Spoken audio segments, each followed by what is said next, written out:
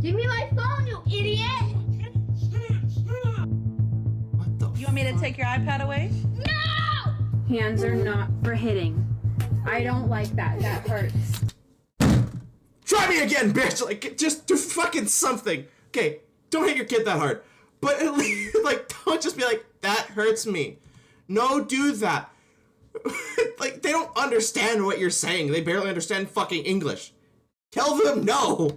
Children are violently attacking their parents. Children are getting addicted to iPads, watching Cocomelon and Skibbity Toilet for hours. Math and reading scores are declining. What do these all have in common? They're the result of a new and growing trend: gentle parenting. Gentle parenting is exactly what it sounds like. Being gentle to your child. Gentle parenting believes it's a war crime to punish a child. Spanking? That's child abuse. Yelling at your child? That's child abuse. Doing anything that upsets and angers your child? That's child abuse. What happens if your child is literally assaulting you and hurting you? Well, you need to sit down and talk about your feelings. Use logic to explain why hitting people is a big no-no.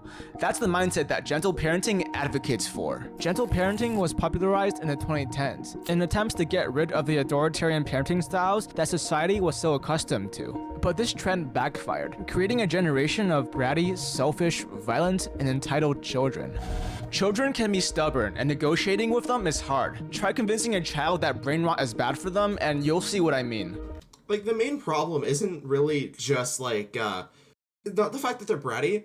It's the fact that they don't know how to take no as an answer, right? It's like they don't believe in no. You either, like, they're either gonna get extremely bratty or they're gonna become extremely entitled. Because now all you're doing is you're giving them what they want, and if you don't give them what they want, they're gonna lose their shit. But in the name of gentle parenting, you can't upset them, so you give them that chocolate bar they just begged for and cried for, and broke an entire aisle of Walmart because they couldn't get their Snickers, right? Like, I don't see the benefit to this. Because children rarely listen to logic and emotional reasoning, gentle parenting often fails. Watch how these gentle parents deal with their children's violence. You can't slap his head, okay? Please. No, you can't slap his head, okay, Winnie? Exactly, please. Like, she wants to. You need to teach her why she can't. And not in the sense of, listen, honey, you can't be slapping your sister. You can't be doing that. That's not right. No, you lean back, you move your child out of the way and go, don't you ever fucking do that again, all right? You know, like, you be a little bit angry.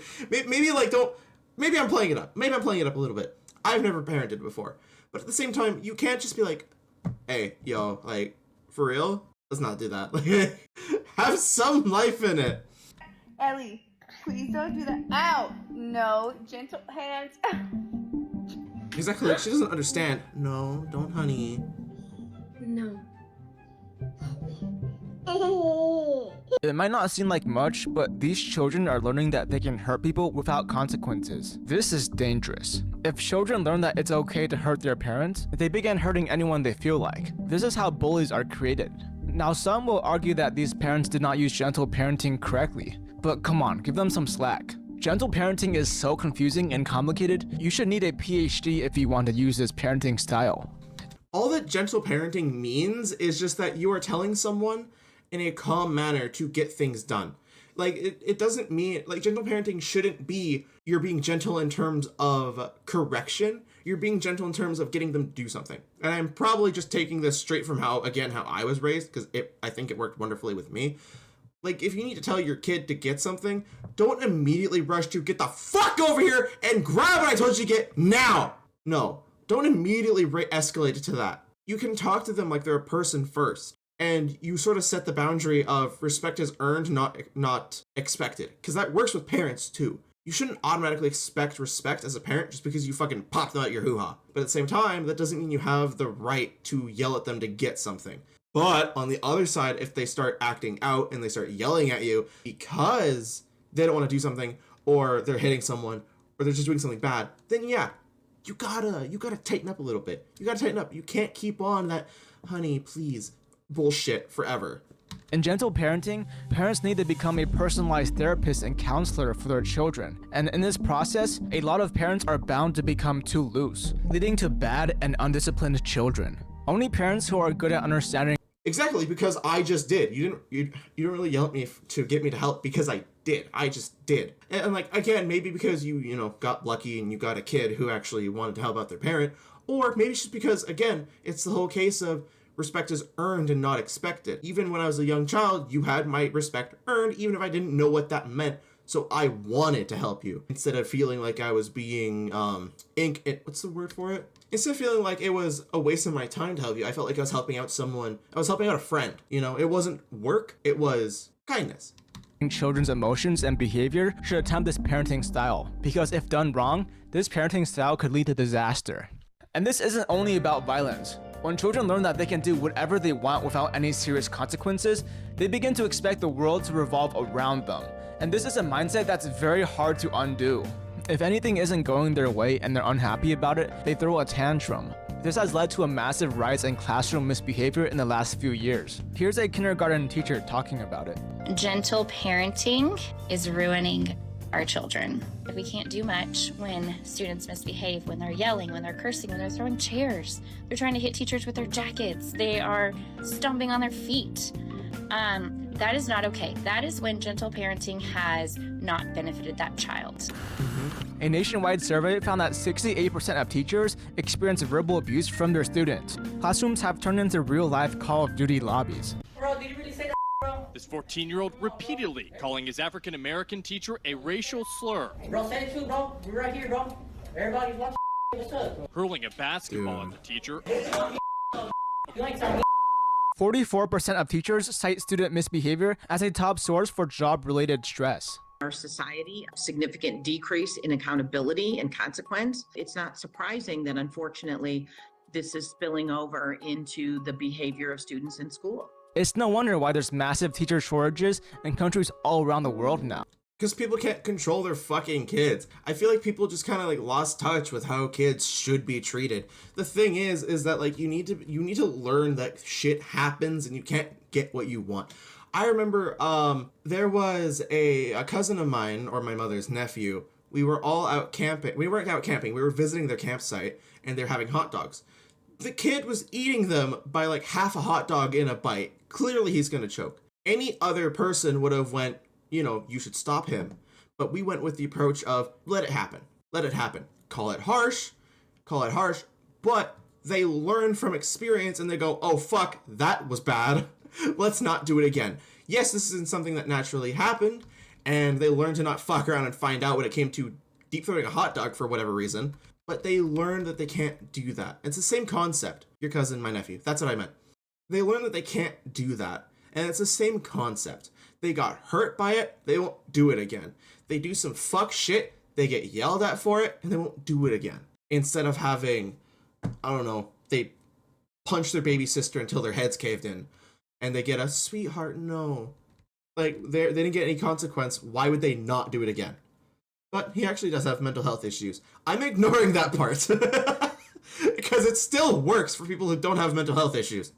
This wasn't as large of a problem back in the 2000s as it is now. And misbehavior isn't the only consequence. Children are becoming lazy and slow. Parents simply hand an iPad or an iPhone to their children to shut them up and let the device do the parenting. Children begin to watch highly stimulating content, with toddlers watching Cocomelon and older children doom-scrolling YouTube shorts and watching brain rot content. And at first, parents see nothing wrong with this, until they try to get the children to stop. You can't have the iPad. No! No! You want me to take your iPad away? No! Okay, well, it's time for bed. No! Your sister's scared. Control. Get the fuck to bed! It's okay. You gotta learn from mistakes, man. Many parents don't take the measures to limit their child's screen use or monitor their content. If this continues long enough, the child actually becomes addicted to their iPad or iPhone and builds an emotional dependence on it. Without their device, they can't be happy. Many studies have found that excessive screen use can interfere with brain development in children by lowering cortical thickness and damage the prefrontal cortex, parietal lobe, temporal lobe, and occipital lobe. In simple terms, the brain is getting f***ed. These And the thing is like you can't have a device and still have it be like positive. The thing is that when I was going through high school, I thought of everything. I've seen this working at a mall. No, literally, I'd see it all the time. Like when I used to work retail, I'd see someone like bring their kid in, and their child would be like holding a tablet watching SpongeBob. I'm like, bro, that's so sad. The kid's gonna grow up so fucked up. But it's like, you can have a device with you and still have it be positive, you know? Because like when I was growing up and I had a device with me, did I play a lot of games? Yeah. Did I play a lot of things that were probably just like turning your brain off? Absolutely. But I also would try to give myself things that were, I wouldn't say like brain nourishing. Well, yeah, I didn't read much because I found books fucking boring. I still tried to fill my library of stuff that I did with things that were like strategy games or things that I had to actually think about and stuff that got my brain working instead of just shutting it off and rotting away. You know, like you can have these things be good, but not many people think that way, unfortunately.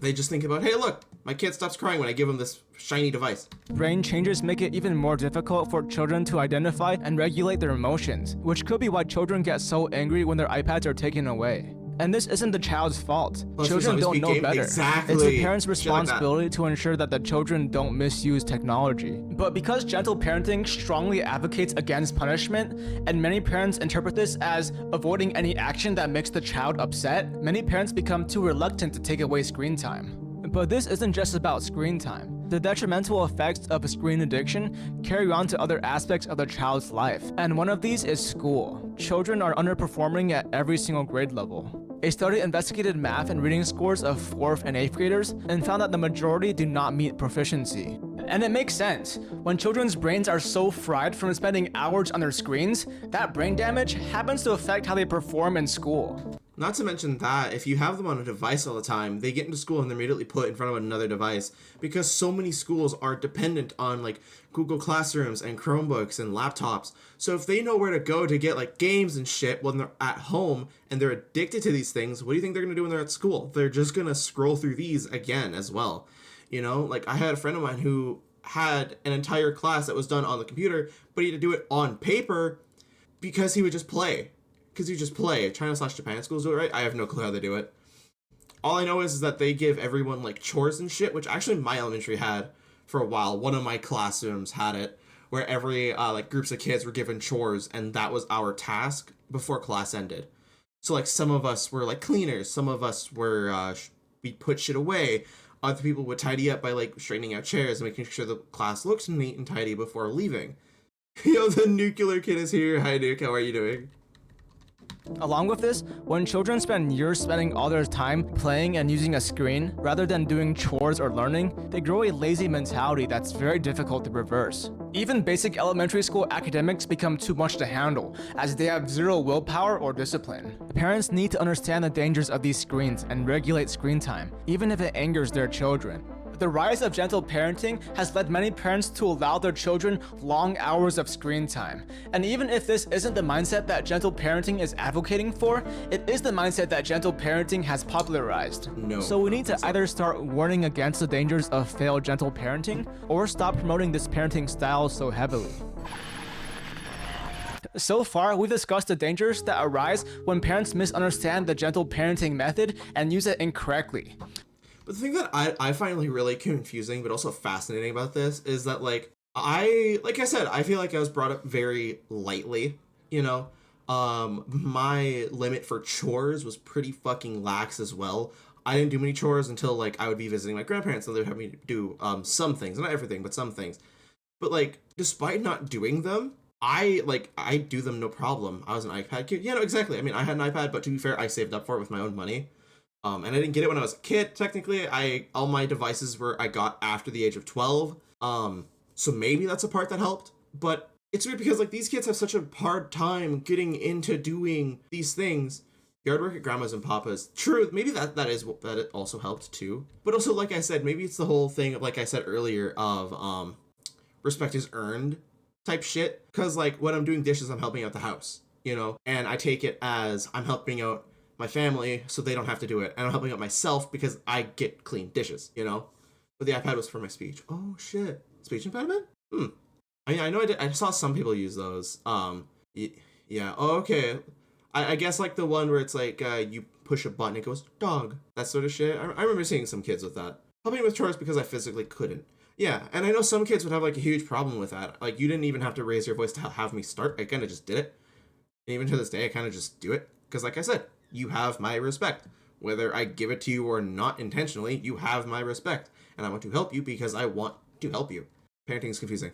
But even if done correctly, this parenting style can still lead to disaster. You see, gentle parenting works off the assumption that a child is an emotionally intelligent creature who understands the morality of their actions. Nope. But the unfortunate reality is that most children are not like this. In a child's early stages, particularly up to the age of 5, children have a trait known as egocentrism, which is the inability to understand perspectives other than their own. These children haven't developed enough cognitively to understand the concept that other people perceive situations differently than they do. For example, when playing hide and seek, a toddler might cover their own eyes, believing that nobody can see them because they aren't able to see anyone else. Or a toddler might offer their favorite toy to someone else, believing that they would enjoy the toy just as much. But children also have a hard time understanding how their own actions can upset others. A toddler might slap his mom, thinking it's funny. Because the toddler finds it funny, the toddler believes his mom will also find it funny. In this scenario, gentle parenting would advocate using logic and emotional reasoning to explain why slapping is bad. But a toddler... But like, you're gonna understand that. I remember when I was really young, I did hit my mom. Just cause, I don't even remember why. And she turned around and she was like, why the fuck did you do that? And I said, because my brain told me to. That's my whole reasoning. But I got yelled at for that. I'm pretty sure I got yelled at for that. Prolocute to go. Okay, I feel like I have heard of that before. But like, I did get yelled at for it, you know, and I quickly learned that, like, you know, I cannot do that, right? Some schools are teaching kids empathy now. Like, how do you teach someone empathy, though? You can't really teach someone empathy. Not really. Okay, yeah, that is exactly what I remember. Empathy is sort of something that, like, you get over time with your own experiences. You can't just wake up and be like, I'm gonna learn empathy. There are ways to detrain empathy because there's some people who are too empathetic, but to teach it, how the fuck do you teach empathy? She's feeling sad. She's feeling happy. Fill in social cues, people and their emotions. What if they're autistic? But will have a very difficult time understanding these concepts because these concepts are too complicated and beyond their cognitive capacity. It's like teaching algebra to a toddler. Maybe some toddlers will understand it, but for most, their brains just aren't ready for it. And you can't force these complex concepts onto a child because they're just going to end up being confused and won't learn anything. Yeah, they have no fucking clue. But you know what does work? Operant conditioning. Toddlers' brains are too premature to understand concepts of empathy and morality, but their brains are capable of association. A toddler can associate a certain action to a certain outcome. For example, a child understands, if I eat this broccoli, mom will give me ice cream. Or, if I slap mom, I will be punished. For most children, this method of parenting will be the most effective. Apparently, this method is considered harmful nowadays, which I personally think is BS. Like adults, children have different levels of emotional and social intelligence. Some children might learn concepts of empathy and morality very quickly, and gentle parenting will be very effective for these children. On the flip side, some children are especially stubborn and selfish, and disregard the feelings of anyone else. These children can still be raised to become kind and understanding people. They just need to be specifically raised to understand that their negative actions will lead to negative consequences. If these children are raised with gentle parenting, even if done correctly, they might still end up being violent or narcissistic. And that's what we're seeing happening so often these days. Now here comes the controversial part of the video. I know a lot of you will get triggered by this part. If you disagree with me or want to type any hate comments, then go ahead. I actually read most of the comments on every video I post part of correctly. People, they just need to be specifically raised to understand that their negative actions will lead to negative consequences. Dude, I don't know how if these children are raised with gentle parenting, even if done correctly, they might still end up being violent or narcissistic. And that's what we're seeing happening so often these days. Now here comes the controversial part of the video. I know a lot of you will get triggered by this part. If you disagree with me or want to type any hate comments, then go ahead. I actually read most of the comments on every video I post, so I'll probably see what you write. Our society has become soft. Parents are afraid to be strict towards their children because they believe it might traumatize them. Nowadays, people commonly talk about having PTSD because... Okay, but like, I gotta say this, dude. Trauma is not innately bad, right? Like, trauma isn't necessarily a bad thing. Too much of it? Abso-fucking-lutely. But trauma is just the response when you like remember something negative that like impacted you heavily. You can have a negative experience and have it help you like grow as a person. That's where the complex part comes in. That if something is traumatic to you, how you react to it is totally different on the person. Absolutely, Nick. Diamond pickaxe. Fortune 3 actually. Like, do I feel traumatized as a person? No. Have I experienced things that the internet would describe as trauma? Yes. But would I say I actually grew as a person because of it? Absolutely. You know, not all of it is negative. Now, I'm not saying this as in beat your kid with a metal pipe until they're bleeding, but don't be scared to, you know, yell at them a little bit. Their parents yelled at them. PTSD. Yeah, try telling that to a soldier or a war veteran. I'm not advocating for harsh, aggressive parenting. Parents should mostly be gentle and try to understand their children. But the harsh truth is, sometimes, no matter how much you negotiate with them, children will only want things to go their way. In cases like this, where gentle parenting does not work, being strict is the only solution. Can you please stop hitting me with that? Thank you. Stop! Sit down, please. Luca, sit down. Luca, sit down! Your feet off the table. That's not nice. You're eating. That's nasty. Yes, nasty. Put it down. Get your feet off the table. Get them off. Now. Because so many parents nowadays are reluctant to be strict towards their children, we end up with children who are unafraid of their own actions. Children who don't believe in authority and believe that they can act in their own self-interest. Along with this, a child who's never been yelled at will become soft. They won't be prepared for when the time eventually comes when someone does yell at them. They will be in shock, experiencing strong emotions of anger or fear. If a parent doesn't discipline their children, the world will. If this trend keeps up, future generations will become emotionally weak, selfish, and sensitive. Of course, frequent punishment for trivial reasons is harmful. If a child does not understand why the parent is punishing them, they will be left confused and sad. This can lead to self-esteem and mental health problems later on in the child's life. But if punishment is used only when needed and as a last resort, the child would know exactly why they are being punished, and they will realize that they are doing something wrong. This is very important for the personal and moral development of a child. So what kind of parenting style does our society need? A parenting style with balance, knowing when to be gentle, when to set clear boundaries, and when to punish. If parents apply certain principles from gentle parenting, such as empathy and emotional connection and understanding, while also implementing strict rules and punishments, children would experience the best of both worlds. Children will be emotionally intelligent and have healthy relationships with their parents, but also have the discipline to succeed in life and understand that their actions have consequences, and that they must show respect to other people. Gentle parenting is not for everyone, but you know what is for everyone? My videos.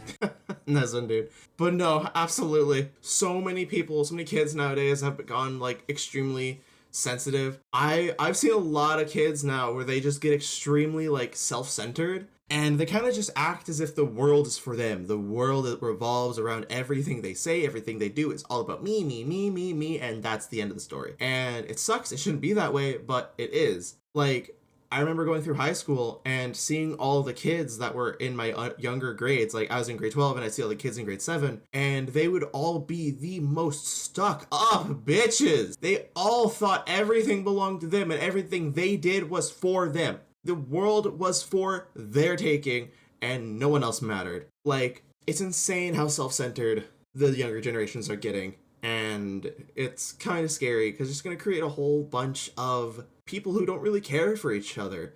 And we're just going to get a bunch of assholes who kind of just treat everyone else with disrespect and, well, entitlement. And while I do think that'll bring a lot of very funny r/entitled parent stories, it's still not something I'm excited for.